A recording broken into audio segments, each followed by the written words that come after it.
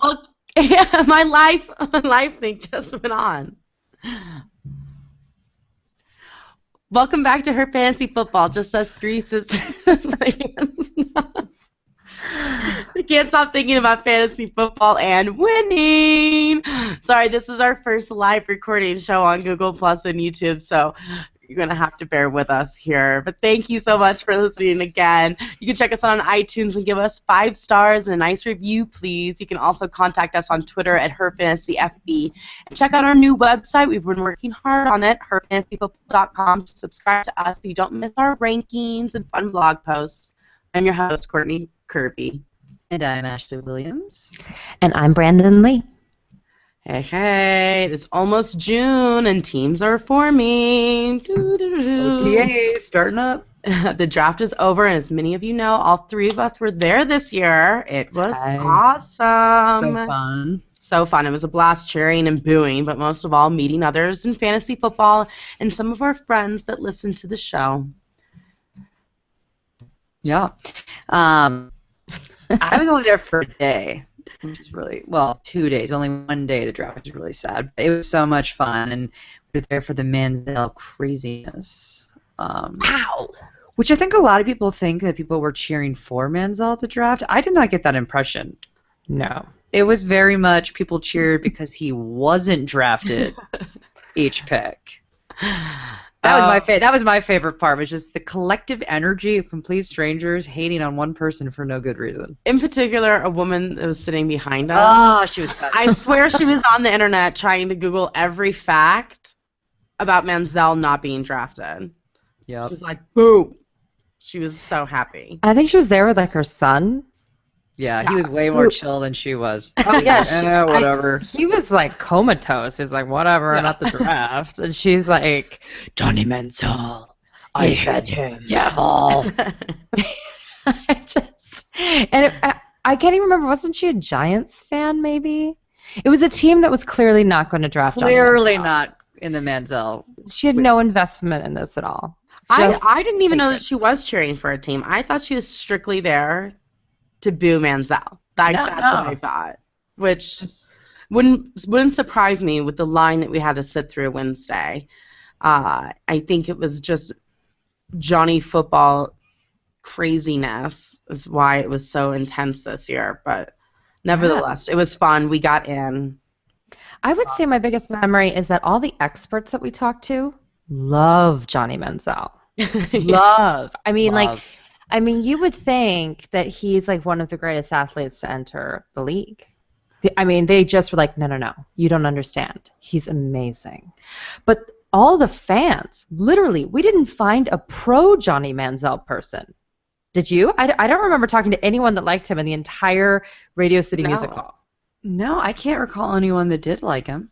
It was crazy. One guy was wearing his jersey. Do you remember that, Courtney? The guy that was in our little grouping with us to get our tickets? Right, and he said he just wore it to get an autograph, right? He doesn't even like Manziel. And to possibly be on TV. He goes, I don't like that douchebag. I just want to be on TV. I was like, and I go, but you've had everybody calling you a douchebag for the 5 hours we've been sitting here because you're in a Manziel jersey. He's like, if I get a signature, oh well. Oh well. Yeah. Love it. But it was great. We got to interview Stefania Bell awesome. On her site, so make sure you listen to that. She's great. And so cute. So little. So cute and little. Tiny little thing. Yes. In case you guys don't know, the Williams sisters, we're all rather tall and, full? I would say... Sounds like sturdy. Yeah, sturdy. Like, we're not like... None of us are petite. We don't have a petite person in the family, right? Yeah, like, our petite I wouldn't say we're sturdy. Well, we're not like... I'm trying to find a good word that's not like... But we're definitely, fit people, but we're just not small. Like, no one in our family is small. No, but I swear I ate celery for a week after that interview. I was like, oh my gosh. But her hands were little. It's just like this little person. Everything about her was little. There was one thing that wasn't little, but... Good for her. Good for her.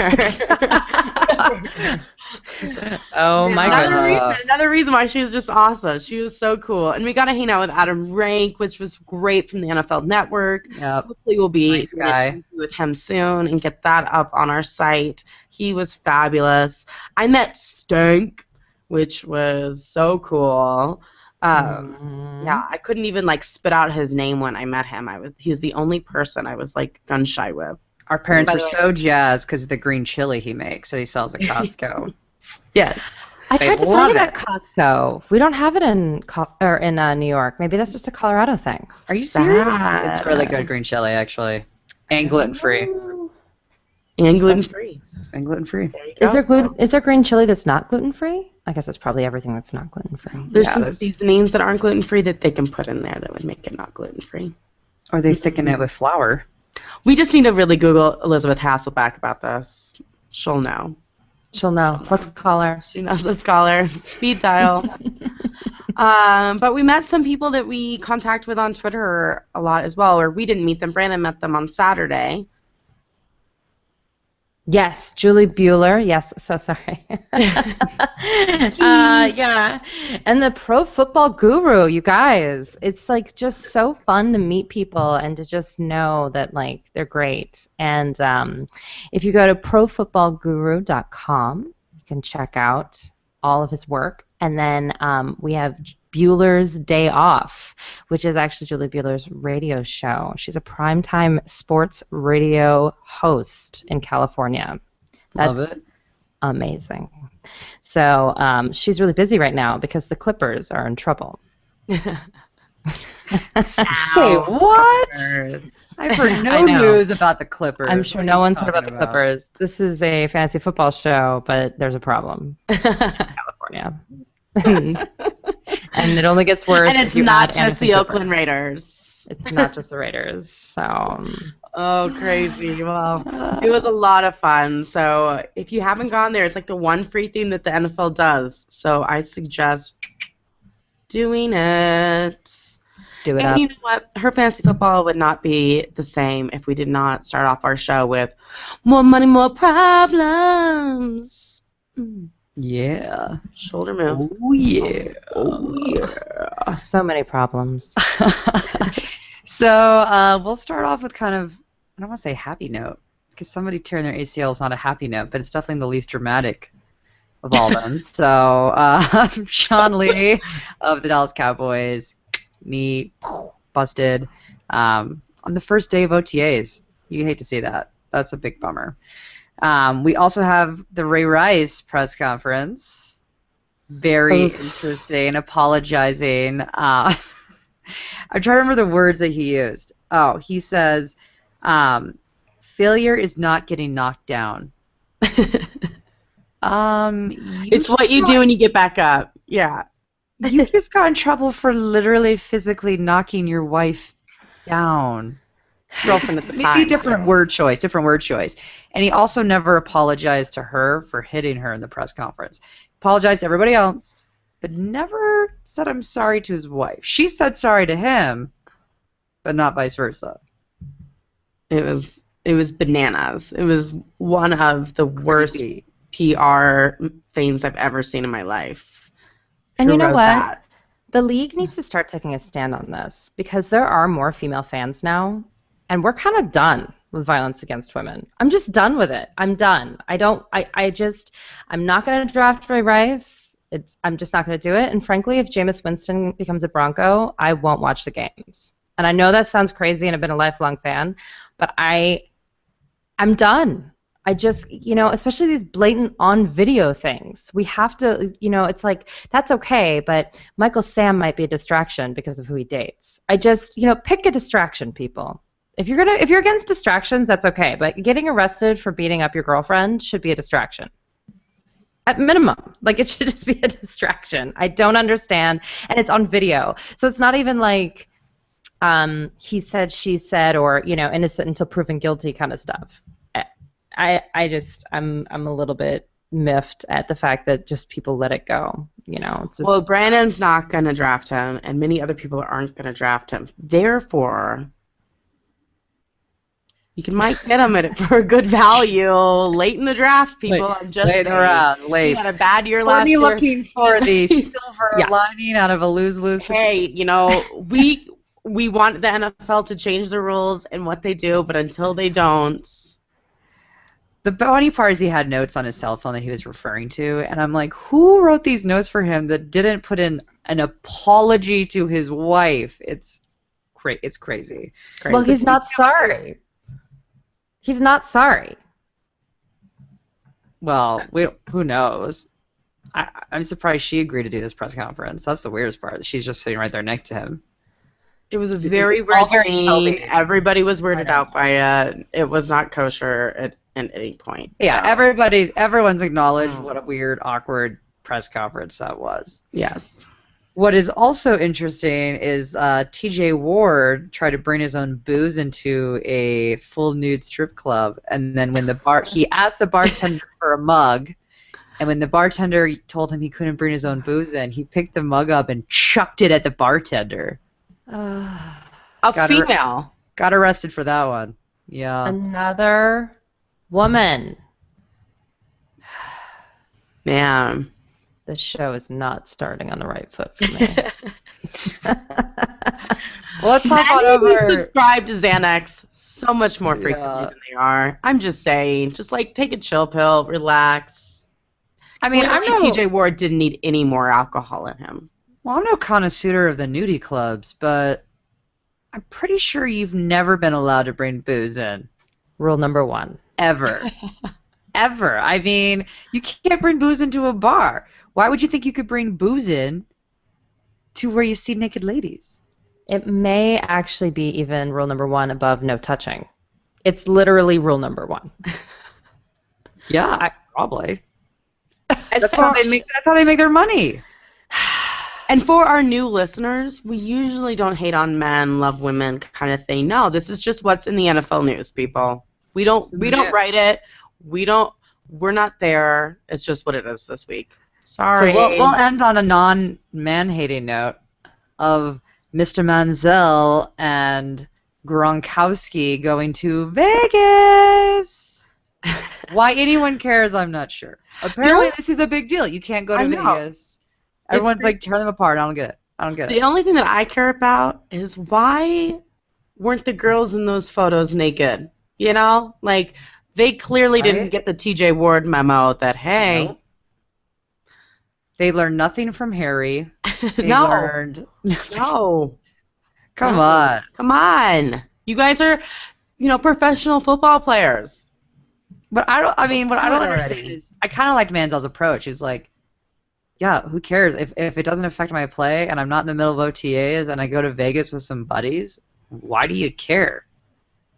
I don't care, Johnny Football. I don't care. I don't care. Nope. I hope you got a deal on your hotel. That's all I have to say about that. I'm sure he did. He just won't get in trouble with the colleges anymore. Right. I'm talking to you guys between podcasts, so make sure to follow us on Twitter at HerFantasyFB and on Facebook at Facebook.com/HerFantasyFootball. And Brandon always pulls out all the fun social media stuff. So what are the questions this week, Brandon? All right. Well, from @BamaGal_ in Texas, that must be hard. Stephanie Bernstein asks, what rookie will have the biggest impact? And my answer is, I think it might be Chase Amaro, the tight end from the New York Jets that came in this year from Texas Tech University, because I think that Michael Vick likes tight ends. Geno Smith likes to be a starter, so he'll have to learn to like a tight end. And I think they're going to use him. I think that there's a possibility of him playing a pretty key role. I mean, they brought in Eric Decker. He was a star wide receiver last year. They brought in Chris Johnson, star running back from last year. Bring in a new tight end. I think they're kind of cleaning house in a new and fun way. Interesting. We always love the circus in Jersey. So good. I'm going to go with Bishop Sankey, if I said that correctly, I hope.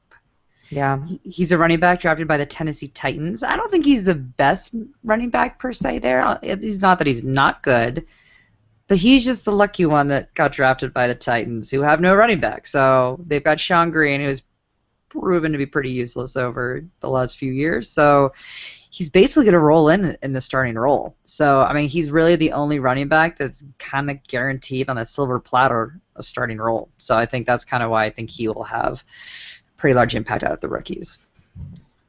And I like Mike Evans for Tampa Bay. He's a machine. He's huge. He's just... I just love him. I love him. He's already making huge catches in practice. He's on the perfect team to be successful. I love his quarterback. I love his coach. I love his team. Go Mike Evans. That's where I'm at with that. Nice. I don't know if you all recall, Tampa Bay is the new hot spot, the new hot ticket for fantasy football. So you'll be hearing that a lot. Next, at Richard, as in Richurd. Nice. Honey. It is, isn't it? Richard Hernandez asks us, Doug Martin or DeMarco Murray in a 10-team standard league? Well, I say DeMarco Murray, because I think the Cowboys get it now, and they understand what they have. He was the 7th overall running back last year with 1,121 yards and 9 touchdowns. And he also racked up 53 receptions for 350 yards and a touchdown. And I think it's going to go up from there. I don't have a problem with Doug Martin, but he did get injured, and I'm just not quite sure what's going on. Ladies? Yeah, I feel like DeMarco Murray is definitely the safe bet, but I feel like we haven't seen what Doug Martin can really do. Yeah. And again, Tampa Bay's going to the Super Bowl, guys. So. What did I tell you? This is what you're going to hear. It's the new hot ticket. But like confidence, I would pick Murray. I'm really torn because I don't like putting any money at all with anything that involves Jerry Jones, because he will inevitably screw up anything that you've got going. It's true. It's what he does. It's what he does. But including your ACL. Yeah, but you know it took them a while. They were riding the Murray train last year, and then they hopped off for who knows why, what reason, and then they realized, oh yeah, we actually need to incorporate him.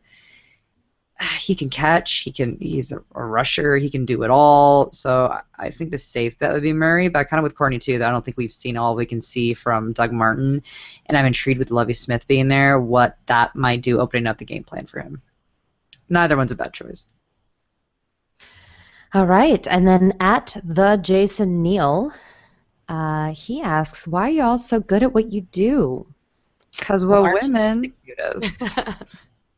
Women, I was going to say genetics. Also the same, yeah. Well, we all have the same genes. Yeah, it's not just that we're women, but we're all Williams. That's the short answer. Yeah. You're welcome. But thanks for the vote of confidence. Awesome anymore. Love it, yeah. It's a good question. So last month we picked which NFL teams we would each be covering on Her Fantasy Football Draft podcast. If you guys haven't catched that show yet. So just a real quick recap. We each pick our 11, me 10 teams to cover for the year, and therefore we can cover them more exclusively and give you the best information on them. But Brandon had the Buffalo Bills, Cleveland Browns, Jacksonville Jaguars, San Diego Chargers, Philadelphia Eagles, Green Bay Packers, New Orleans Saints, Seattle Seahawks, San Francisco 49ers, New York Jets, Chicago Bears. Ashley got lucky girl, Miami Dolphins, Pittsburgh Steelers, Houston Texans, Denver Broncos, Washington Redskins, Detroit Lions, Atlanta Falcons, St. Louis Rams, Kansas City Chiefs, Tennessee Titans, and the Tampa Bay Buccaneers. And I got New England Patriots, Baltimore Ravens, Indianapolis Colts, Oakland Raiders, New York Giants, Minnesota Vikings, Carolina Panthers, Arizona Cardinals, Cincinnati Bengals, Dallas Cowboys. So if you ever have any specific questions, you can always reach out to our personal handles on Twitter. And we are all so excited to do our fantasy football draft, so let's get started talking about fantasy football. There was no denying that there was some serious Johnny football frenzy before and after the draft. Ashley, do you plan on drafting any rookie quarterbacks this year? No. I don't plan on drafting any rookie quarterbacks, as it turns out. But I'm also not in any like super deep leagues anymore. A few years back, I was in some 14-team leagues, which is a little bit deeper. In which case, then maybe. Yeah. But then there are definitely better options out there than reaching for Johnny Manziel. I'd probably go Bortles if I was going to go with a rookie quarterback. Even Bridgewater over Manziel. He's got a better chance to play. But now let's talk about people who I actually would draft at potential quarterbacks, since we're not drafting the other ones. Not doing that. But keep in mind that we are choosing players from our selected teams that Courtney just went over. So by no means are the people I'm saying in this pick people that I think are the best option for this year. I'll make that clear. With my taste. But Peyton Manning is aside from that. So Peyton Manning should be a no-brainer. Obviously, he had the best season of his career and the best season period of any quarterback in history. So you can't really top that. That's pretty solid. So even, Peyton had only half the season he did last year. That'd still be better than the majority of the quarterbacks out there. So he's definitely somebody that I would pick up. I mean, don't expect him to produce the same numbers as last year, but he'll still be solid. He's the man. Matthew Stafford. This must hurt Courtney that she doesn't get to actually follow him anymore. I know. She loves him. I know. But, the Detroit Lions made it to the end of the season. Right, yeah. Exactly. Well, a big flip off. The Detroit Lions, they made some changes to the coaching staff in the offseason with Stafford in mind, trying to get a better fit for him, to find somebody that's a little bit more able to hone his skills, kind of get the best and the most out of him they can. And Stafford is a talent, even while not having the best season last year. 19 interceptions. He still was the 7th highest scoring quarterback in the league with even all those terrible interceptions and very inopportune times. You clearly don't cover Eli Manning. I was about to say, yeah, I know, but 19 is still a lot of interceptions. It's no Eli, but Eli's like the outlier when you're talking like the actual like bell curve there. But true story. He's got the tools in place and the people around him to possibly skyrocket into the top 5 this year. I may even say he could be a top 5 quarterback this year. Bold prediction. I'm saying it. And then my third pick out of my teams would be Matt Ryan or Robert Griffin III. I had to do a slash on this because I was very torn to which player I think might have more of a bounce back here. I think they're both going to bounce back. But Matty Ice had an atrocious O-line. Like, did you guys watch any of those games last year? So sad. It was sad. So bad. But clearly, and all of his receivers were on the bench. Yeah. All on the injured. bench. All of them are hurt. You got 2 running backs that basically did absolutely nothing, and no O-line to help the running backs out or to help him out. But, they clearly saw there was a need since their first-round pick was an offensive lineman, so they're well aware they need to address that. So, with his whole supporting cast kind of letting him down, it was just kind of a bad year for him, but he's a great quarterback, and I think that he'll be back this year because Julio Jones is back. Julio! I love him. So pretty. Roddy will be back. They're going to be in a good place. So, and they've got a new running back in the mix too. So who knows? As for RG3, there was nothing but drama on and off the field with him. So the question will be, is if a new head coach change will be enough to kind of wipe away the disaster of last season? Because there was issues in the locker room and off the locker room because of all the drama with the head coach. So we'll see what happens with that. But if that was the issue, then he'll have a pretty good year. With that all said, I'd probably go Matt Ryan out of the two of them. Nice. I did the quarterback rankings, and I was low on the two of them. And I ranked Matt Ryan at 8 and RG3 at 10. Everyone else says RG3 is a top 7 pick. And I just was like, I can't. He has to be in at least the double digits for me. Because everyone thinks Gruden's going to go in there and make him a passing quarterback. And I don't know. There's going to be some work to do with them. Yeah, he needs to emotionally prove it to me. Well, his big issue for me was that he had teammates throwing him under the bus and in press conferences. That's not just a head coach issue, so that's why I'm intrigued to see. That's the owner's baby. Yeah, what portion of it was actually an issue with the head coach, and if Gruden's going to be enough of a change to fix things. We'll see. I'll tell you what doesn't need to be fixed. Andrew Luck. Hello. Well, some things need to be fixed with Andrew Luck. Neck, beard. Get rid of it. Get rid of it. Okay, we don't fantasize about Andrew Luck while you're sleeping. Who does? But you do on your football team, people. He was amazing last year, and he didn't even have a healthy crew to work with. You know, he threw for 3,822 yards, had 23 touchdowns, and only 9 interceptions. Talk about interceptions, people. Only 9. Solid. Especially because he was interception central the year before that. He was throwing so many picks. Yeah, and, you know, his top receiver at the time went out. I mean, it just, you know, he did very well. He also ran. You don't pick Andrew Luck to be a runner, but he had 377 yards and 4 rushing touchdowns. Mm-hmm. That's Got a boy. Fantasy people. Mm-hmm. You know, that's 1 more than, or that's 8 more than Russell Wilson, who we think, or 3 more, I'm sorry, than Russell Wilson, who we think is the rushing touchdown guy. Is the rushing right? touchdown guy. No. Yeah. No. Andrew Luck does it all. He even does the 2-point conversions. He does. 2-point conversions than everybody else. He owned the 2-point conversion last year. Yeah. Mm-hmm. I didn't like him because they beat the Broncos last year, but it's a new year. It's a new day. And I'm all about Andrew Luck, people. I'm all about him. So here's him. Great pick. Love him, love him, love him. Tony Romo has some serious weapons on his team with Dez Bryant, Jason Witten, Terrence Williams, to name a few. I had to get Dez Bryant in there for my husband. I didn't talk about him in the wide receiver write-ups, but I did need to add him in here real fast. My husband's obsessed, slightly, just a little bit. But the best part of Dallas's offense is in every position is their defense is awful. So the Cowboys are on the field a lot. That's good. Romo has to throw the ball because he's always trying to catch up and keep it a good game, you know? So it's good, people. They have a new offensive coach. It's going to be a good year, I think, for Romo. I think we're going to see his numbers going up. And Andy Dalton is in a similar case as Romo with a new offensive coordinator. Yep. Unfortunately, it's more of a run-first offense. But this means that A.J. Green is going to open up because people are going to be blocking the run, and we know what A.J. Green can do. He is a monster. And, you know, Dalton threw for almost 4,300 yards last year and had 33 touchdowns. He's pretty amazing. Big season. I mean, yeah. No, he's not a runner, you guys. No rushing touchdowns. He's no Andrew Luck. Yeah, no. But, I mean, to top off, he threw okay, this is not good. 20 interceptions. So you're talking about 19. Dalton did score 20, but he ended up in the top 5 last year. And I think he's going to end up in the top 5 again this year, guys. Dalton's good. You can get him lower in the draft. Love him. So I love all my quarterbacks. Oh.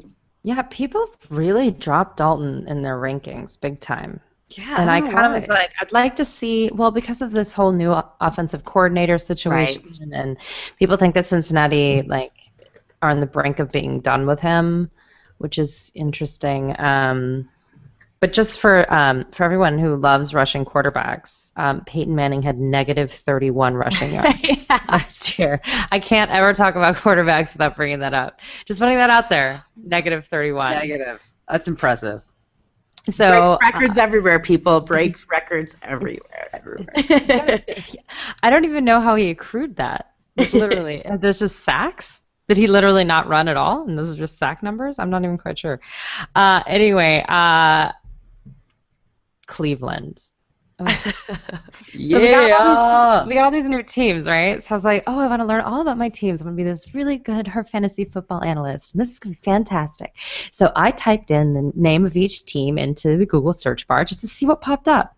I can't find anything other than Johnny Manziel for pages on Google. Pages. I was like, he went to Vegas. I didn't even get a clear picture of what the Josh Gordon suspension is like. Nope. Which is a huge deal because it's hidden in this like Johnny Manziel goes to Vegas garbage. I don't care unless injury prone is contagious, in which case that's against contract, my friend, to be with Rob Gronkowski. Okay, T-Bone time. Yeah. No. Anyway, so here's the deal. everyone in the Cleveland organization is going out of their way to squash the Johnny Manziel superstar. The superstar, not the player, but they're like, he's not going to be a starter. This is a blue-collar town. Wada, wada, wada. And they're almost like going over the top. It's kind of embarrassing, actually. They're kind of tearing him down. It's weird. They even told him, they're like, act like a backup. Which, by the way, I think backup quarterbacks still are allowed in Vegas. I don't know. I've only been there once. But, so, anyway, Brian Hoyer versus Johnny Manziel. Brian Hoyer is actually from Ohio and a huge Cleveland Browns fan since he was a kid. He actually remembers crying when the Browns were suspended their operations between 1996 and 1999. Do you remember when they went away? It was like this big scandal. Anyway, he started 3 games in 2013, and the Browns won all 3 of them, even the last one against the Bills when he tore his ACL. And they looked good.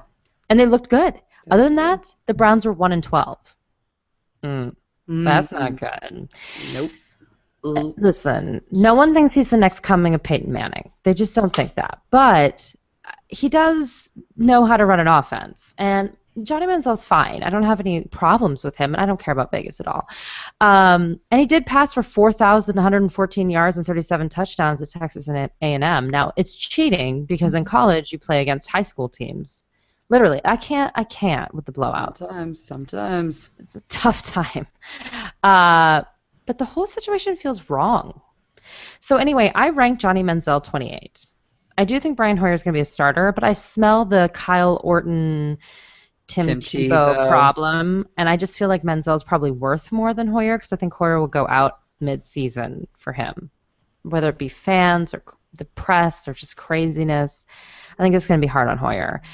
I wouldn't draft either of them. That's why the highest I ranked anyone was 28. There are 27 better options. Don't do this. Don't do this. Nick Foles. I don't know what else this guy needs to do. I don't know why people are so mean to him. He's the first quarterback in history to throw for over 20 touchdowns with only 2 interceptions. He only threw 2 interceptions all year. He's so solid. He's so good. He also. Do you think it's because he looks 14? That's why no one's taking him seriously? I think they call him Nick Dynamite for Napoleon Dynamite. Yes! Oh my gosh, he looks so much like him. You're so right. Yeah. That's too funny. Good. It's so good.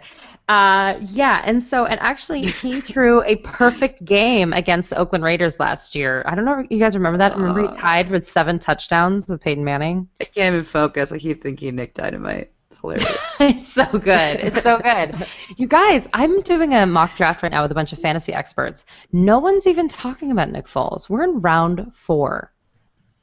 It's crazy. You should, if you get him in round 4, that is a steal. I think I might even be able to get him in round 5. You guys, I can't. It's nuts. So get him. No one's respecting him the way they should. And by the way, did you know that Russell Wilson was the 8th highest scoring fantasy quarterback last year?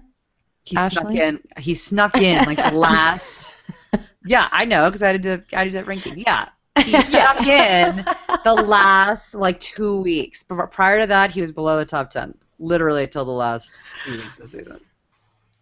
Well, it's interesting. He only passed for 3,357 yards and 9 touchdowns, but he ran for 539 yards, but only 1 touchdown. Very weird stats. So that's why it's kind of hard to rank him. I ranked him 13, which seems low, but I feel like he's going to have to pass more, but I'm not quite sure if that's a good thing. So he's a little confusing. You know my feelings. Well, Percy's back, and I think that's going to make a huge impact. For now, it's almost migraine season. It's true. It's true. Poor Percy. I don't know why this guy has so many medical problems. Why isn't he getting Botox? Hasn't he heard Botox helps migraines? I ranked him high in the wide receivers because I knew I wasn't going to have to be ranking him for very much longer. So I was just like, put him really high right now. It's fine. Give him some street cred, you know? But no. It's not going to last forever. No. Oh, sad. Wilson. Sad. And then he's going to be like the #1 quarterback next year. Who knows? Who knows? Let's hope not. He's confusing. I'm not saying don't draft him, but I think he's right in that, is he a starter or is he a backup? Yeah. Right there. Get him for a backup. I'd be fine with that. Yeah, but I mean, you're gonna have to get him and a Cutler. You know what I'm saying? I have a hard time starting anybody that consistently throws around 200 yards a game. It's hard. It's hard. I'm sorry. When you only throw 200 some yards a game, I mean, I don't know why defenses even remotely bother defending a pass. I would just literally charge him all day. Aw, sad. But he's very cute, and you can get an app, and he'll talk to you. He's single now, Hey. Yeah, because he left his wife right before contract negotiations. Yeah, sad Russell Wilson. I think that's a loaded accusation. Allegedly. Allegedly. Oh man, too good. Well, let's move on from Wilson. I'm still harboring hate for him from last season. I need to get over it. I'll pick a new guy to hate. RJ3, you're covering him. Trust me, you'll get there with him. Possible. It's possible. Who's covering Cam Newton? I'm covering Cam Newton. Not me. I love Cammy Cam. Yeah, half the time. Half the time. Yep, half the time. That's great half. That's right. Superman time.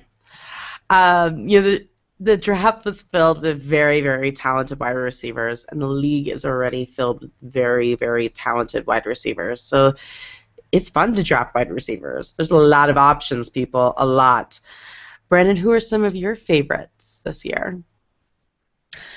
Well, it's interesting. I keep hearing that Keenan Allen is not going to improve. And I say, okay, that's fine. He was the 17th overall wide receiver as a rookie last year. So I guess if he doesn't improve, he's still a starter.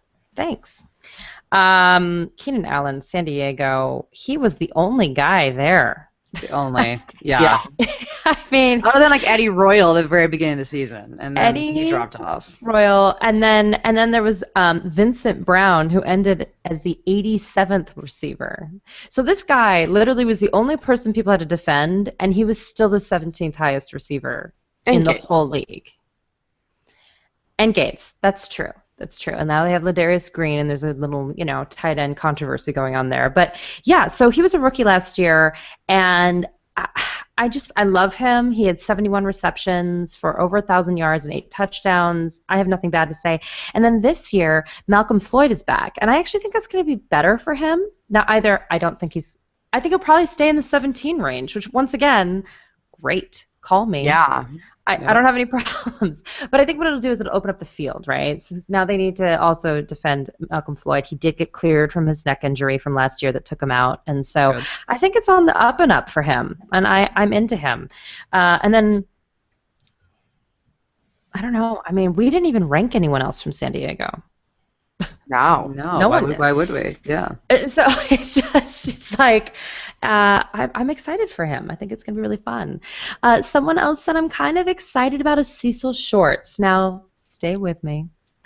The Jacksonville Jaguars are stepping away from the Justin Blackmon multiple suspension, Josh Gordon repeat situation. So he's going to be the leader of kind of the offense, and he's kind of considered one of the more veteran players now, which is very scary. But they have Allen Robinson, who's a rookie from Penn State, and then Marcus Lee, who is like, this huge rookie prospect this year. Everyone loves him from USC. And they're going to be the 3 starters. Ace Sanders will probably rotate in. But you know what? Their head coach, who, by the way, is adorable. Have you ever heard this guy talk? Mm-hmm. You just want to play football for this guy. He's just like, But all of the word out of camp is that everyone's really excited. Like, there's a really good energy there. And I feel like they might be the sleeper crew. Especially for deep league. I mean, Bortles is seems like he's nice and fun and inspiring, They have a reason to cheer. They got some of the new fresh meat there. Well, I think they're going to stick with Chad Henne, though. All reports are saying that they're going to stick with Chad Henne for right now. But Blake Bortles is totally okay with that. He kind of came in with the idea that he was going to be the backup. So there's no animosity, I think would be the way to put it. And there's no like weird Johnny Manziel, Brian Hoyer thing. It's all very kosher. Everyone's happy. So I think they're kind of a whole set of sleepers, actually. And then New Orleans. This is about style. Fantasy football. So first of all, I like to draft a quarterback that I can play week in and week out. I don't like to trade my quarterbacks in and out for each other. It's very stressful for me. I like to have a position that's set. Same with my tight end, if I can do that too. Wide receivers, I'm okay switching in and out. I'm okay with watching the waiver wire. But New Orleans would put me in the grave. Ugh. And I have now decided I am not going to draft one. I can't handle roller coasters. I can't. So Marcus Colston was the #1 wide receiver last year for them. He was number 27, which was great, but it was boom or bust. He either had a fantastic game and was a top 5 guy, or he was in the 50s. But even at 27, he's on the cusp of not even being a starting wide receiver, period, in fantasy. And he's the #1 wide receiver. He's their #1. Their #2 wide receiver had only 900. Oh no, so he was the #1 guy. Oh, I can't find my notes. Okay, but anyway, so he was the #1 guy with 943 yards and only 5 touchdowns all year. #1 guy. That's not good enough. No. And now they have this rookie, Brandon Cooks, and everyone's going to be all like, oh no, he's the greatest, he's the greatest, he's going to be the best. I'm sure he is. Every other week. Yeah, it doesn't mean the offense is going to be, So I just want to kind of warn you guys about the Brandon Cooks train. I wouldn't get on it if I were you because I'm not sane enough to do it. Maybe you are, but I can't handle that pressure. And every week with New Orleans is tough. Kenny Stills, oof, my heart can't handle it. No. Too much. New Orleans can win football games, but they cannot win fantasy football games unless you're Jimmy Graham or Drew Brees. Drew Brees. You don't draft any other person from the Saints. Running back or wide receiver. Just don't do it. They're the perfect example of game plan. Yep. And that's cool, just not on my fantasy team. Nope. I want no part of it. No, thank you. No. What I do want a part of, though, is Megatron. That's every part I can get. Woo! I love him. Yeah. He is such a physical specimen, isn't he? I mean, he's a fantasy husband on and off the field. Yes. He's not just a pretty face, though. He's got an amazing body as well. As we all saw in that car commercial. Thank you. I don't even know what brand it is, what the car is, but nonetheless. Did you guys watch the Mad Men finale? No, don't tell me. Well, it's okay. This is a joke that's not going to ruin anything. But one of the guys that's, one of Don Draper's nemesis called him a football player in a suit, like an insult. And I was like, oh, no, I know what that looks like. I've seen Calvin Johnson's commercial. And it was like the first thing in my mind, I was like, that was a terrible line because that's all I'm thinking about now. I can't watch this show. Gosh. Calvin. Oh, my goodness. Well, he's a pretty good player, too, it turns out. Pretty damn good player. I mean, he's top 5 best receivers in the league for years now. It wasn't like just a fluke. It's been multiple years. He scored the 3rd most fantasy points and was, this was all during kind of a Detroit Lions meltdown, kind of collapse after that blizzard. Just complete, utter bad. Just bad. And he still was the 3rd best wide receiver. And he gets targeted a lot. So Stafford, he's a big body for him. He gets the most touches out of everybody, so you can't pass him up. Demaryius Thomas is very similar. Thomas is another big body. He can pretty much outmuscle any cornerback in the league, really. And he can leap over them, too. So Peyton spreads the ball around, though, more than most quarterbacks, I would say. But Thomas was still targeted 143 times with 92 receptions last year, which makes him fall in the top 10 for that category, which is, again, elite status. So Peyton has made Thomas a better wide receiver. He was good before Peyton got there, but Peyton just kind of fine-tuned everything, just kind of tightened it up. And he's just getting better every year, So I expect another big year for Demaryius Thomas. On that note, too, guys, don't forget about Emmanuel Sanders. Yeah, no. Big year this year, guys. Big year. You can get him low. He'll be worth it. Yeah, I mean, he won't be as big as Demaryius Thomas, but definitely. Actually, on that note, a Wide receiver question. 3. Has anyone's career gotten worse with Peyton Manning? No, I mean, literally. I mean, like, think about it. Like, has anyone's stats, Tim Tebow's. Even Wes Welker. That's true.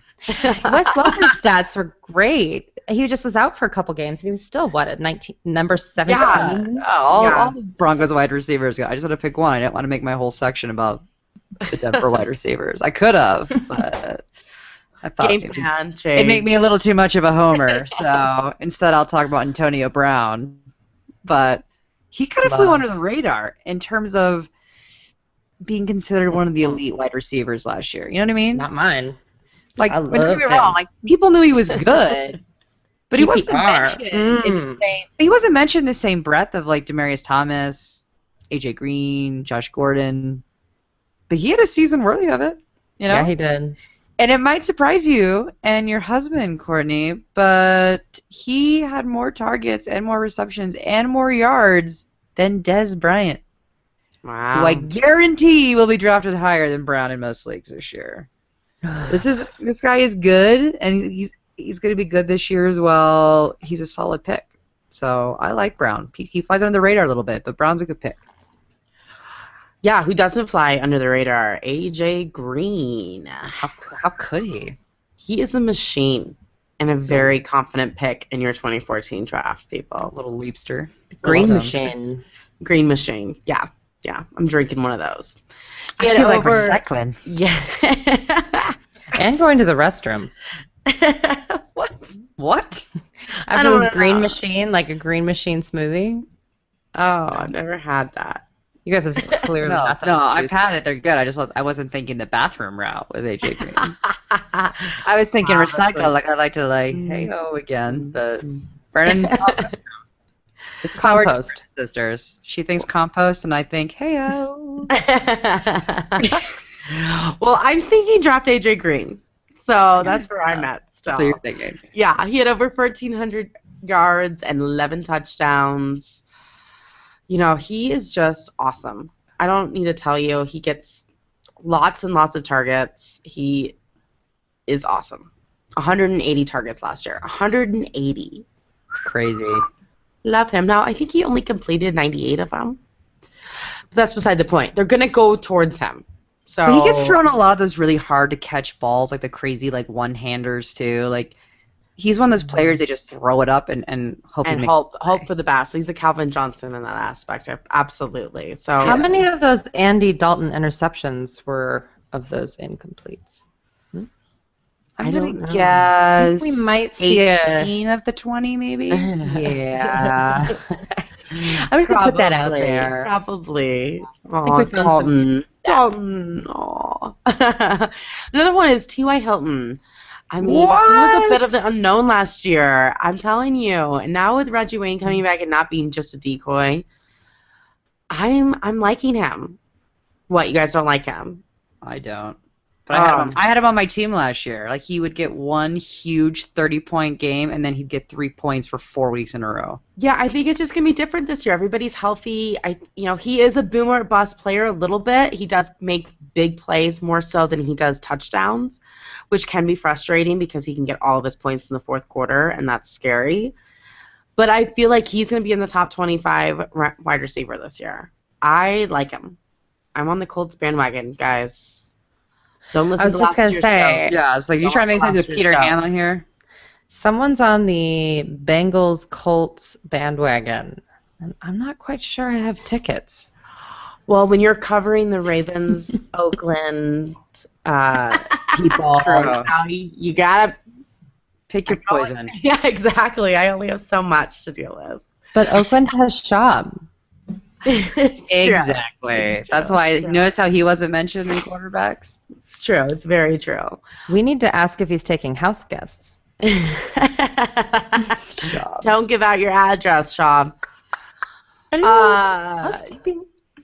Julian Edelman. Do we like him this year, ladies? No. I could do Edelman. No. He's catching passes from one of the best quarterbacks of all time and under a coach that has made a deal with the devil to win games. I am saying he's a high-risk, high-reward kind of guy. He might not be in all season. There'll be another person from New England I'll be talking about later in the show that's the same kind of case. But when he's in, he gets you points. And you just kind of have to deal with that fact that he might only be playing half the season. But it'd be a good half of the season. So I like him. And check out his show on YouTube, Burger Time. What? It's funny. It's really funny. I watched it today. What's it about? It's like he's interviewing his guests, and his guest, the one I saw was Benjamin on his team, and he's pretending like he's like interviewing this big boxer kind of guy, and he's like, I'm not that dude, man. I rode in your car on the way here. And he's like, whatever. Like, it's good. It's Why good. is it And called he's like, Burger time? Because then they have a burger break. And he's like, I know how you love your burgers. So he's like, have you ever seen me eat a burger, man? He's like, well, you're about to right now. It's just good. I can't do Edelman because I didn't even think it was him because he actually was really funny. Is he actually funny, or is this like a Ryan Lochte situation? Oh, I didn't see Ryan Lochte's situation, but I thought it was funny. Oh my goodness! For a football player, you hear Brandon laughing. Brandon knows show. exactly what I'm talking about. I thought it was good. it reminded me of one of my boyfriends, who will remain unnamed. Smart. That like the twins are 2, triplets are 3. Like, it just didn't quite catch on to things. But beautiful man. Beautiful. But it was just, you couldn't have a full conversation. There was always something missing. And as long as you're okay with that, it's fine. But that's Ryan Lochte. That's what happened there. But it seems to me that this is probably a scripted show, Burger Time. Yes. Mockumentary. And he's good. And he's good at It's acting. fun. I think he's good at reading his lines. So I will check out Burger check Time. your time. Burger Time. Now I'm With a Y. intrigued. With a Y, not an I. Naturally. Good. Yes. Right. Yeah. Got to keep it trendy. Oh, trending. Oh, running backs are trending. Ba-ba-da-dum. None of them were drafted in their first round, I don't believe. But do you who do you plan on drafting early, Ashley? Tricky. Very tricky. You're right, Courtney. Running backs are generally like the first players to be drafted in fantasy drafts, generally. And they do have immense fantasy value. And part of the reason for that is because there's very few solo running backs now. The committee's the thing now. Everybody's on a committee. There's always 2 running backs, featured backs per team. So if you can find a guy that's not a committee, that's fantasy gold. So Jamal Charles, he's one of those guys. Yeah. For sure. Yeah. I don't even know if there's anybody else on the team. Yeah, I think he is the Chiefs. I don't know if you guys knew that. Because we weren't sure if they had a tight end last year, and none of us cared. Because Jamal Charles was the team. Pretty much. So, you don't have to worry who will be the hot hand this week, because he's always the hot hand. And he's the main man in Kansas City. So, I mean, he was the highest scoring running back last year, and was tied with Marshawn Lynch for the most touchdowns last year. So, I mean, the icing on the cake for me with Jamal Charles is that he actually gets a lot of receiving looks as well. He's got great hands in the open field. So, he's just like loads and loads of fantasy value. Love Jamal Charles. So I have to take a break really fast. So I have a little bit of a nagging cold, and I didn't really realize I was just going to be running, and I was like looking in my purse just now to try to find a tissue, and all I could find was a diaper. Did you just blow your nose in a diaper? But it's clean. It's clean. I'm a mom. I don't know what you want from me. It's really embarrassing, but I wanted to share with everybody. I can't keep that stuff into myself. Is that because everyone saw you blow your nose into a diaper? Well, I just kind of I docked. So you duck out of the screen and then wanted to let us all know that you blew your nose. No, I can't do it for another hour, so it's just how it's going to go. True. I'm glad you shared. Wow. I'm glad. No shame. I love YouTube. There's no shame in that. That's awesome. Arian Foster, what? Arian Foster, what? Arian Foster. All right, we'll get to Arian Foster then instead of diaper blowing. Diapers. So, I don't know. so Foster, he was hurt last year very early on. So there really aren't any stats to back up why you should draft him. But if you've ever played fantasy football longer than a year, you know this guy's a stud. And he's another back that isn't stuck in a committee. So remember, that is gold. So also with a new quarterback, they'll probably lean on the running game for a while, kind of try to tighten things up between the routes and the chemistry between the quarterbacks and the receivers. So that's whoever that quarterback is. Owners. Exactly. I mean, that's who knows. That's gonna be drama. So you know they're gonna be just running the rock. So that's good news for Foster owners. Zach Stacy. This is a little controversial because some people are really not very high on Stacy. Yeah, why is that? I don't know. I like him a lot. You know, I mean, if you do look just at straight numbers, he would kind of indicate being an RB2. But what the numbers don't tell you, I'm sure you guys remember, is how freakishly this guy could not get into the end zone for like 3/4 of the season. Do you remember this? How he couldn't get a rushing touchdown? Nobody could get a rushing touchdown. It was they didn't have one for 10 weeks, right? 10 weeks. Like, it's crazy. Like, they literally did not have a rushing touchdown. I know, because I covered them. He would have like double-digit points, but would be like stopped on like the 3-yard line. He would have been probably crazy fantasy value if he would have gone to the end zone a few more times. But I see that happening this year. So I like Zach Stacy. And keep in mind, he was a rookie. He was a rookie last year and did pretty extraordinarily well. So he's got a whole offseason to get more acquainted, comfortable with the playbook. I'm on board with Zach Stacy. I like him. Hop on the wagon with me. Blow your nose in a diaper and hop on the Zach Stacy. I'm on. You know, this year I have a lot of great and exciting running backs to follow, so I'm kind of excited. I'm going to start off with one of my favorites, Andre Ellington. Love him. I love him. We have him ranked 23rd, which means you can get him for great value. And I think he's going to end up being in the top 15, top 10. I really, really think he's like the Cardinals' go-to guy to change this team around to be, you know, it this year. They have a great defense. We saw the Super Bowl. Defenses win championships. And they plan on giving Ellington the ball a lot. I mean, the coach said anywhere between 25 and 30 times a game. That will be like breaking records if he stays healthy. So I'm into him. You should be into him. He's good people. Rashad Jennings has found a new home with the Giants this year, which makes him a little unknown at this point of the offseason, but I'm into him. Wilson hasn't been cleared for contact yet, and if that doesn't change, I expect Jennings to just move up in the rankings. You know, we already have him at 15. He's going to go really high, I think. We all know how Coughlin feels about running backs and fumbling. Oof. Jennings does not fumble. Wilson does fumble.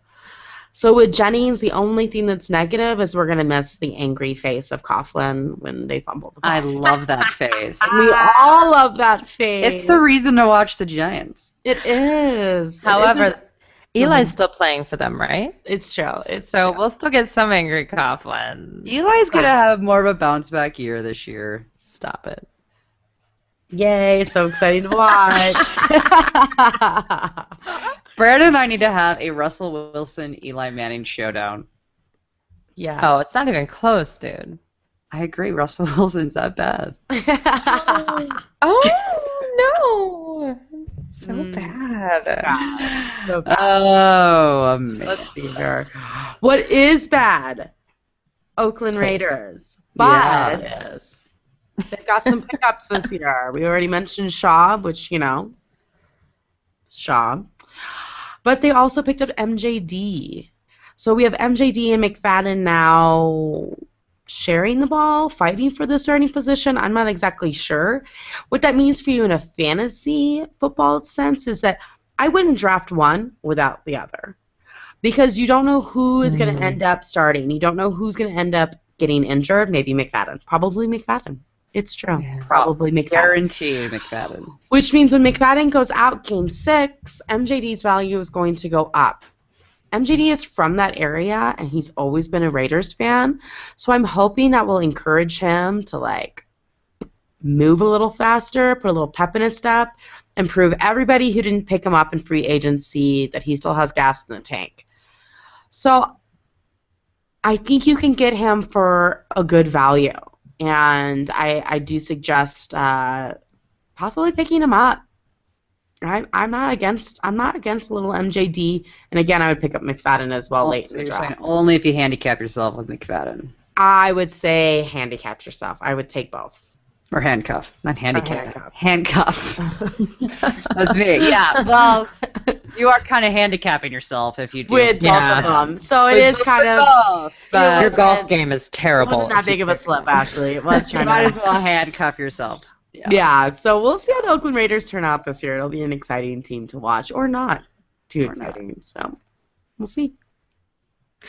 Well, here we go. People, we need to warn you. Here's Brandon's love. Here it comes. I'm gonna keep this restrained because all season you're gonna hear about what I call ecstasy / the Chicago Bears, and if you play fantasy football and then there is a bear that is left, pick him up immediately. All of them. I don't care if it's the backup kicker. Take him. They don't have a backup kicker, actually. But let me put it this way. I did. They didn't use that much in Robbie Gould. Anyway, Matt Forte is with the best offensive coach. He's a pass-catching machine, and Michael Bush is no longer there to steal touchdowns. So as far as I'm concerned, he's a top pick. I would say I think that most people have it Jamal Charles and LaShawn McCoy, and then it's Matt Forte or Adrian Peterson. But really, that's where he is. I saw some people rank Adrian Peterson first, and I was like, really? Yeah, I did too. Well, because he's a solid thing, right? Because even in his bad times, he's still a top 5 guy. Yeah. I know top 5. I'm not sure that number 1 slot. Consistency. Yeah, it's consistency. I think it's just almost respect. I mean, listen, Adrian Peterson's a machine. This guy's crazy. Awesome. I think he's actually a robot. No one repairs from an ACL surgery like that. No, that's freaking nature. So I don't even know what to say about that. I don't know what Matt Forte would do. Yeah, no, aliens are on Earth right there. He's the fact. It's him and Chris Johnson. Not real. New York. So don't worry, you guys. I'll bore you with Chicago later. I promise. New York Jets. Chris Johnson. So much intrigue. So there was this rumor that he had arthritis in his knee, and that's why Tennessee let him go. He's saying that didn't happen. He is still recovering from knee surgery, but Rex Ryan said that Johnson will miss all the OTAs, but that they're not ruling him out from minicamp. But interestingly enough, Chris Johnson feels comfortable enough as a Jet to already be suggesting that they pick up Andre Johnson because he's not happy with with the Texans. Like, he's literally like, we should go get him. I'm like, wow, we're already on a we? Like, this is a relationship. You can't drop a we yet. You haven't been to camp. Like, it's a little, it's moving fast. It's the Jets. It's Rex Ryan. He calls you once and you're like, oof. Well, think about it. I mean, he wasn't in a situation where he had any, like, elite receivers on his team, and it opens it up for him. Of course he wants a good receiver. Sure.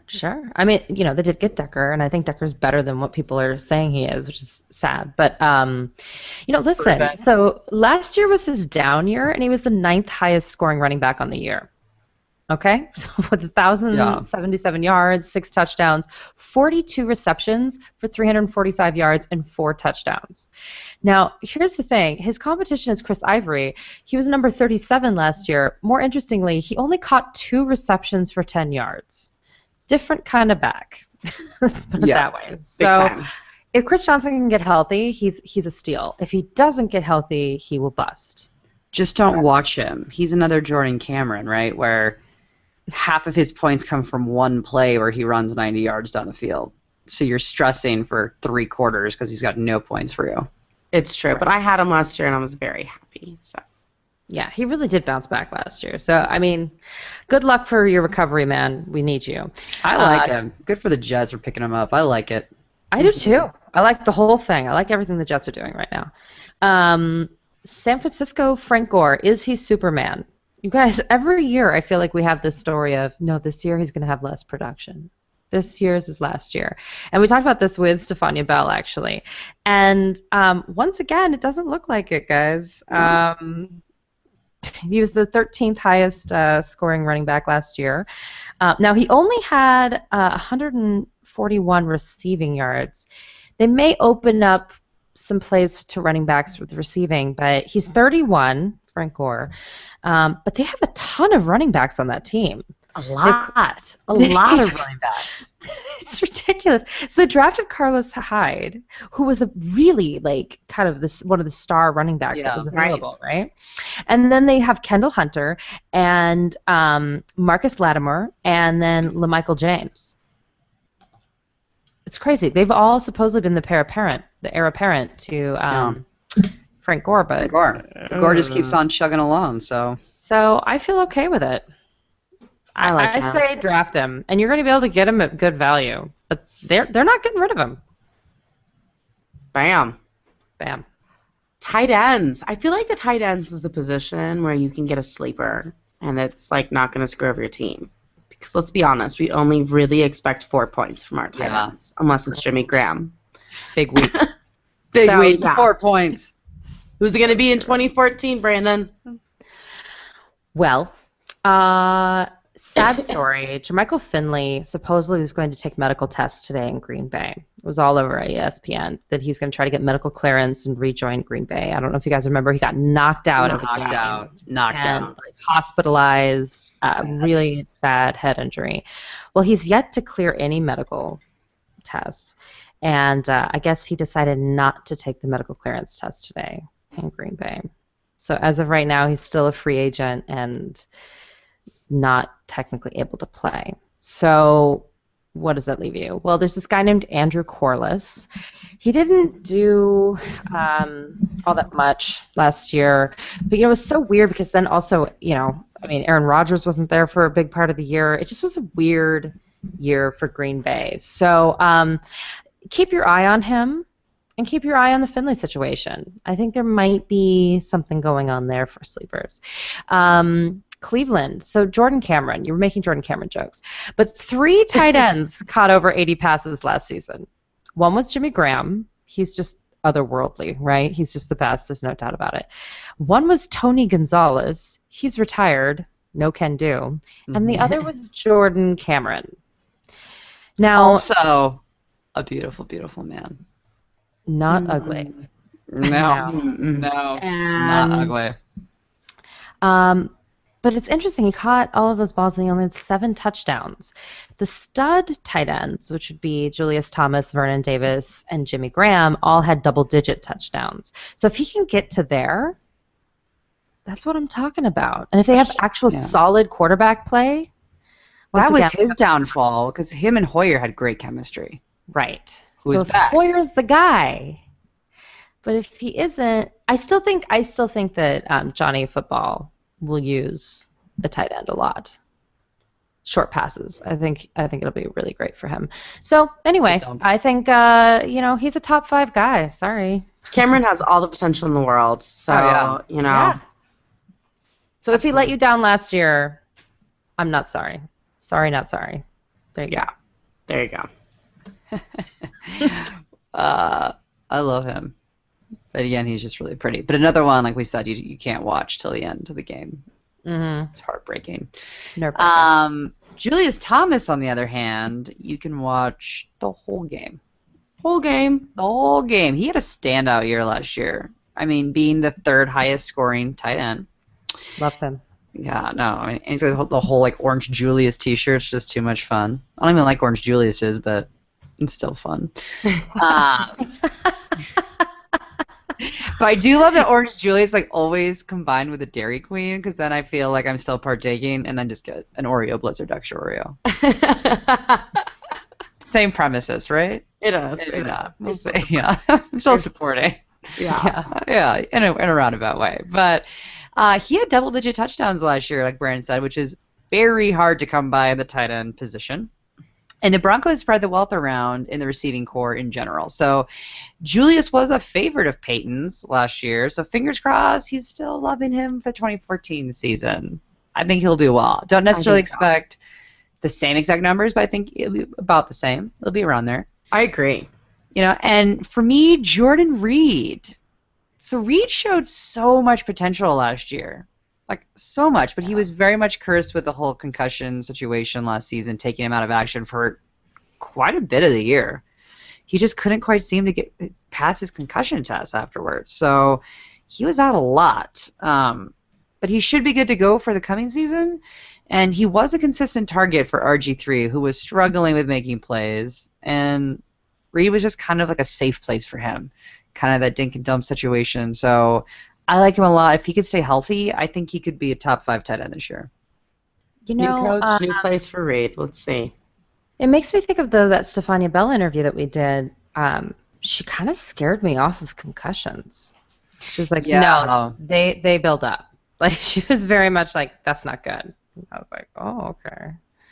Same thing with Welker, Finley. It's like, well, it's why they say you're better taking like one really hard hit, like versus all the little bumps, because that's when just the bruising keeps building on top of the bruising. And in a tight end position, it's kind of similar to an offensive lineman because you're in a lot of blocking schemes. So that is a little nerve-wracking, but he has had a whole offseason to let it heal.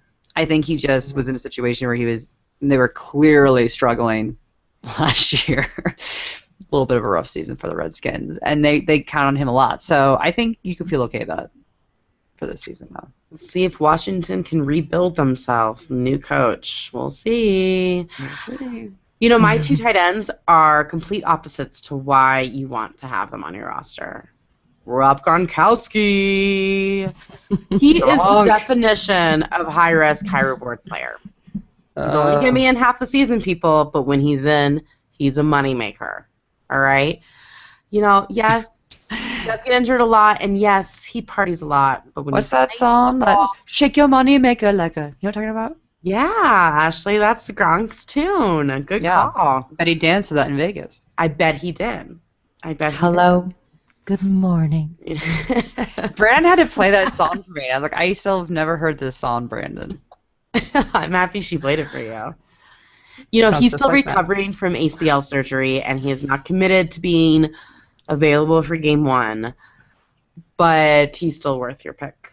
If you're willing to pick up another tight end right behind him, he's worth it. When he's in, he gets you points, people. A lot of points. Now, Greg Olsen for Carolina is the complete opposite. He is Mr. Consistent. He is amazing. He will get you your points every week. It's not huge, but it's not going to lose you your matchup. He gets you what you want out of him, and I love that. Love it. And Cam Newton loves throwing him the ball, too, so that's not bad. I just want to throw this out there. I usually wouldn't bring up this stat, but since I just talked about Rob Gronkowski, Greg Olsen hasn't missed a game in regular season since 2007. That is awesome, people. Want to see. Banged. We have him ranked 7th, and he fell in 8th last year with over 800 yards and 6 touchdowns. I think he's going to be the same kind of guy this year. And consistency in tight ends is where you make your money. So I love Greg Olsen. He's a great pickup for your fantasy team. I think you just made really good points here, too. So would you, if you were given the choice between Rob Gronkowski and Greg Olsen, who would you draft? I had Greg Olsen last year. I would pick Greg Olsen. I would. I think Courtney made a really good point that I would have said Olsen, but I think if you have in your draft strategy that you're taking 2 tight ends back to back, that you're kind of handcuffing, not necessarily within the same teams. I wouldn't recommend handcuffing another Patriots tight end at the moment, but if you know that you have basically in your mind another tight end that you are going to put in every single time Gronk is out, there's a lot of upside because he scores huge points. Yeah. Draft Gronkowski and come back around and draft Greg Olsen. He plays half the season and still scores more points than half the tight ends in the league. So, yeah. I mean, if you do back-to-back rounds and pick Olsen, and you pick Gronk and then Olsen, then you're it's a win-win situation. Absolutely. Yep. In this expert draft that I was doing, this mock draft, Rob Gronkowski was the 2nd tight end taken off the board in the 2nd round. Second round? Ooh, Yeah. that's high. I wouldn't put my money on that. I got Julius high. Thomas in the third round, and I was like, I can't believe. Yeah. Because to me, the injuries are just, it just has to drop him below Vernon Davis and Julius Thomas, in my opinion, at least. Yeah. I agree. I mean, that's the thing. It's a high risk, high reward. So if you're willing to spend your money that early on him, then do it. But you better have a backup plan. You better have a backup plan because it's not going to last forever, people. It's going to be a short honeymoon. Morning.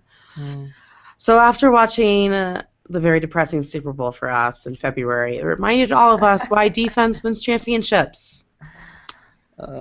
Oh, gosh. So which defense is going to win your fantasy football championship this year, Ashley? Which one? The Kansas City Chiefs. Love them. Everyone had them so low. I had them way higher than everybody else. I know. Well, when you think about who had the best defenses last year, obviously what comes to mind is Seattle and Kansas City. People complain they hadn't played any hard teams, but that just simply isn't true. They played the Broncos twice. Yeah, I mean, and the Chargers were nothing, to scoff at last year. No. I mean, I don't know why they felt like they had played only easy teams, but, it should be also mentioned that they were the only team that had double-digit touchdowns, defensive touchdowns. I mean, the next closest team only had 7, and that wasn't even Seattle. Different team. The next closest had 7 compared to theirs. I think they had 11 touchdowns. So don't be fooled. The Chiefs have a very good defense and would be an excellent addition to your team and points you can count on. I think it's just because they had a few injuries on the defense late in the season. Late in the season when they forgot about them. It's when like, they had a few harder games. Yeah. Yeah. It was unfortunate matchups for the certain injuries that they had against the teams they're playing, but they're a solid defense. My other one is the Broncos, which on the flip side, if you thought about good defenses last year, the Broncos were probably one of the last teams you thought of. They were bad. Awful. Yeah, but so they're making my list because, am I a homer? Yeah, maybe.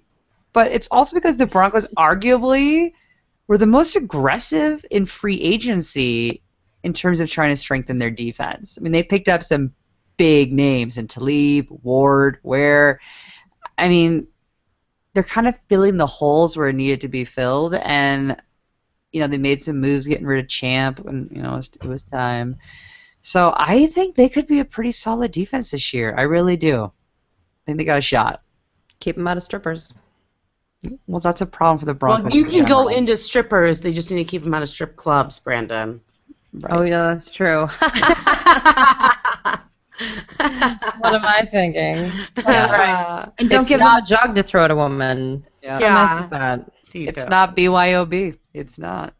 I'll tell you what's no joke is the Arizona's defense. Yeah. Love them. Love them. I have them ranked 5th, and that is exactly where I think they ended up last year. 5 touchdowns, 20 interceptions, 47 sacks, and an average over 10 fantasy points. That is the key to me. Over 10 fantasy points is their average. Yep. That's amazing. That's a great defense to have on your roster, guys. That'll win you fantasy football championships. Love it. Now the Carolina Panthers. They're my scary defense. I love them. They are so scary to watch. I don't want to play against them because they are intense. Now, I just told you that Arizona was awesome with 47 sacks. Carolina had 60. Yeah. 6-0. Holy smokes. Yeah. Amazing. Love, love, love. They do kind of have a hard schedule and a hard division, but I'm into them. I'm not going to give my children up for them quite yet, but I'm into them. I like Carolina. It's only OTAs. We can't make that kind of a bold statement yet. No. But they're on the radar. On the radar. I'm not going to talk about Seattle because clearly you should draft Seattle defense. Obviously, yeah. I am going to talk about 2 meh defenses. Actually, Buffalo's defense is actually pretty good. Good. Frankly. Yeah. And interestingly, let me pull up this thing here. So I don't know if you guys knew this, but Ryan Tannehill was sacked 58 times last year. Oh. I want you to step back and absorb that. Because that's what he had to do all season. Absorb the sacks.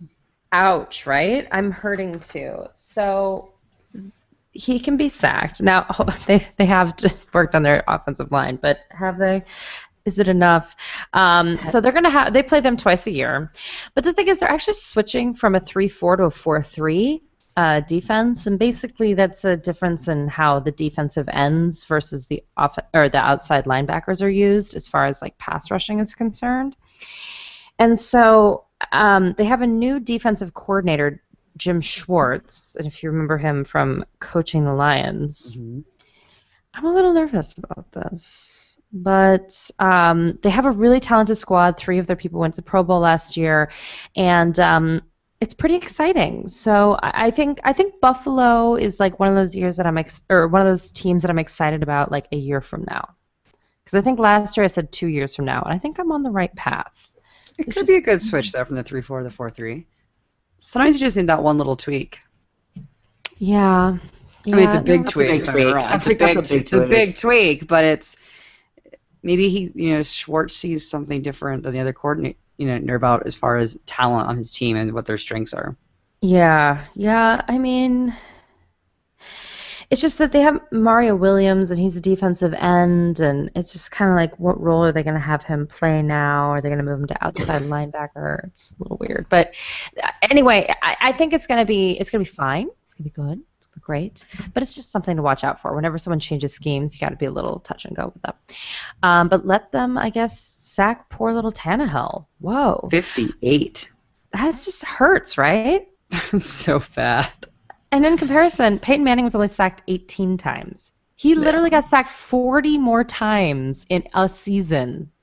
That's crazy. It's crazy.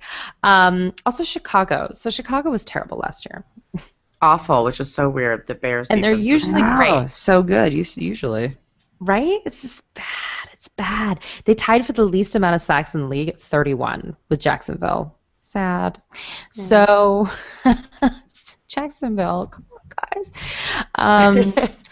But they picked up Jared Allen, who's a sack monster and has had double-digit sacks for the last, I think it's 7 years, all on his own. So look for double-digit sacks more, hopefully. So I'm excited for that. Myself. The guy's an animal. Mm-hmm. I love him. I was gonna do the whole like stir it up thing. Doesn't he like to stir it up? Likes to stir it up. He's Culinary Academy. Then he like throws it up. Yeah. Flour everywhere. Yeah. Someone needs to sweep this kitchen. Oh man. Well, it'll be entertaining regardless. The Chicago Bears. Yeah. We love them. We love them. You know what else we love? Kickers. Woo! Oh, we can't get through her fantasy football podcast without talking about some kickers. Any kickers worth picking up before the last round, Brandon? No. But this is kind of like the rookie quarterback question. No. No, it's just like you have to hold yourself back. You have to be like, no. And I'll tell you what's going to be hard for me, Stephen Hauschka, because I love him. So I would, if there was anyone that I would kind of like, maybe it'd be him, because he's just fabu. He only missed 2 field goals the whole season. He was the 5th in 2013, and I love him. He's my little pumpkin. Also, there's a little camp battle going on for who's going to be the starting kicker in Philadelphia. Alex Henry, he missed 5 field goals last year, and then also one in the playoffs that cost them. It was bad, and so people are really angry. Yeah, and so they brought in this guy named Kerry Spear, and the guy has this nickname. It's Murder Leg. It is such a good nickname. Murder Leg. I'm so came up with that? I don't know. I'm uncomfortable. I'm laughing. I'm a lot of things with this name. Murder Leg. So it's Murder Leg versus Alex Henry. We'll see what happens. But it's something to think about. And if you get, do look at missed field goals if you lose points from missed field goals. You might be surprised. Aw, sad. You know, we usually agree that kickers go in the last round, but just to throw this out there, the top 4 kickers had more fantasy points than the top 4 tight ends, other than Jimmy Graham, of course. And more points than Pierre Garçon and Vincent Jackson and anyone that fell below them in wide receivers. Yep. They can make your team, people. They can make it. And don't underestimate a consistent kicker. Love them. I'll start off with Mr. Steven Gostkowski. Hi. The man. Oh, I am. The best. I mean, yeah. I mean, he only had 44 extra points, but he had 38 field goals. 13 of them were 30 yards plus, and 11 of them were 40 yards plus. Boom. That's fantasy gold. Fantasy husband for sure. And my fantasy husband, Mr. Justin Tucker, who plays fantasy football, so I think he's like conscious of it, which I think is a good thing for us. Just throwing it out there. Just throwing it out there. He is, you know, I like that psychology. Guy. I do. You know, hey, I think they think about us, little people, that have them on a roster when they're kicking that ball. They want to get it in for them too. But he is amazing, and I expect Baltimore to score more this year, giving him a chance to improve his extra points, which was only 26 last year. That's not so hot. But he's going to be somewhere in the 40s as well, and he knows how to kick the ball, guys. He ranked number 3rd last year. He's amazing. So I like Tucker. You know, it's funny because we all do our write-ups and then submit our notes to Courtney, who compiles it all together. And Courtney and I were on the same wavelength here. Because I was going to say, my opinion is definitely different than most people, including Brandon. But hell yeah, you can draft them before the last round.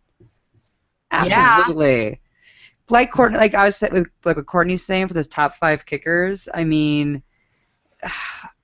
they scored more points than a lot of people that you're drafting in your 7th, 8th, 9th, 10th rounds. Like it's. Right.